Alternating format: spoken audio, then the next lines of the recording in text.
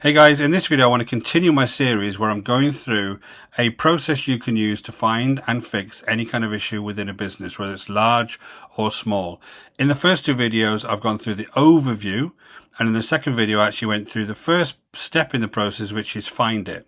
In this video I want to talk to you about mapping. Now this is a process mapping, very high level course that you can implement straight away. Now, let's dive into it because I think this is going to be really valuable for you to start really understanding what's going on. Now, this is the second step, map it. It's the 30-minute process map that reveals any kind of hidden waste. Now, the process on paper versus the process versus reality, this is a really interesting concept because basically, whenever you think about your processes, whatever it may be, you think it's very ABC, the way it's going to work. So in this one, you have a step 1, a step 2, a step 3, and a step 4. There's no real kind of variation there. It's just very straightforward. And this is the way that a lot of processes in things like SOPs are actually written down. But when you actually start mapping things and getting people involved within the actual process, you're going to start to see loads of different loops within that process. You're going to find delays, which I kind of call bottlenecks. You're going to find places where errors are going on. You're going to find communication loops, all sorts of things. And this is what we kind of want to try and see when we're ever going to map a process. It's never as simple as what you would think about if you read an SOP. So the idea here is to get a lot of sticky notes and a wall and start mapping your process.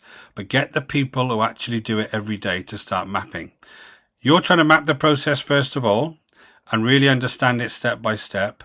And then once you do that, you start understanding within that, where are your rework loops, where are your communication problems, where do you think a lot of things are always sitting and going wrong, whatever it may be. Now you're going to pick something where you think is already a bottleneck.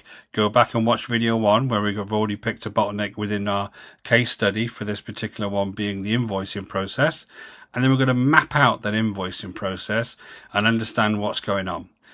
Doesn't have to be an extensive map. It can be a very small process, but as long as you map it out and get it visual, your team are going to start seeing issues. So there's 3 main rules. The first one is map out what actually happens, not what you think should happen, which is why you need people who do the job in the room, not the managers half the time. You do 1 step per note.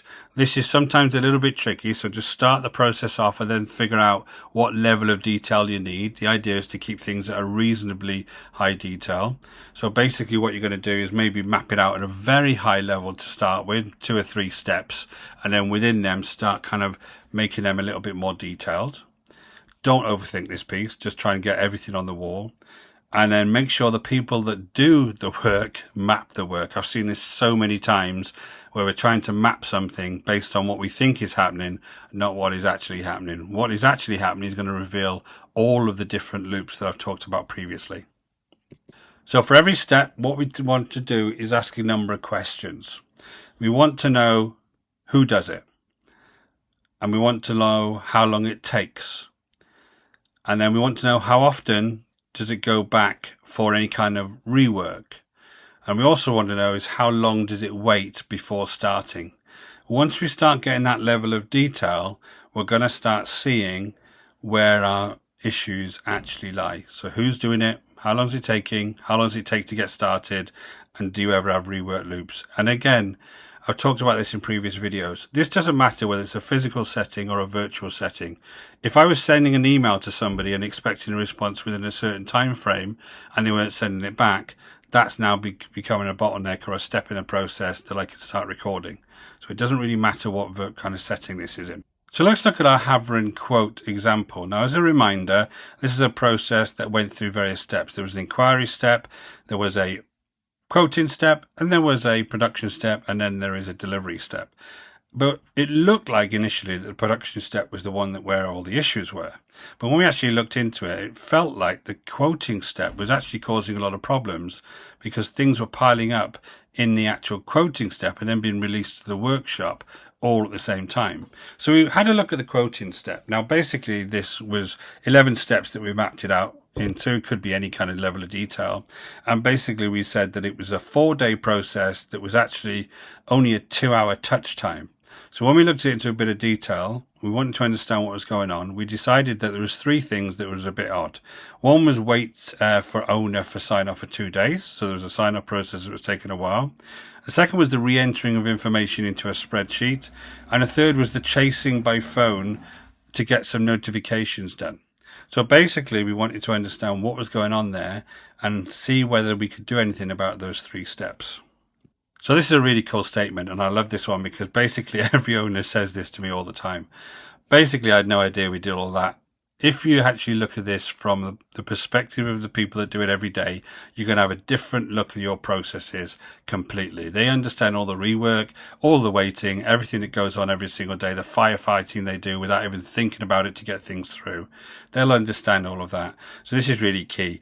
Get the right people involved with this process mapping from the start, and you'll get the best information that you can possibly get about that process. So again, follow the sequence of these videos through if you can. Go and find where you found an issue. Pick that process around your bottleneck. Use sticky notes or whatever to actually develop your process map. I always like doing that because it gets lots of people involved. You can have so many different steps that you put on there and then refine it afterwards. And then mark everything that you think is waiting or a problem in orange. In a kind of lean world, we call this Kaizen burst, but basically you can mark something in a different color. I'm not really bothered about orange, but basically I've suggested that. Mark it in a different color, the areas you think you need to look into. And you're looking for things that cause like rework loops, or where you're finding errors, or where you've got extra things in the process you didn't realize were happening. That's what you need to kind of look for. In the next video, I'm going to talk about how to fix things and give you some suggestions about to fix some of this stuff. So stick around for that because I think it's going to be really useful to you. In the meantime, if you are interested in this type of video, go ahead and hit that subscribe and notification bell, and I'll let you know whenever I release videos.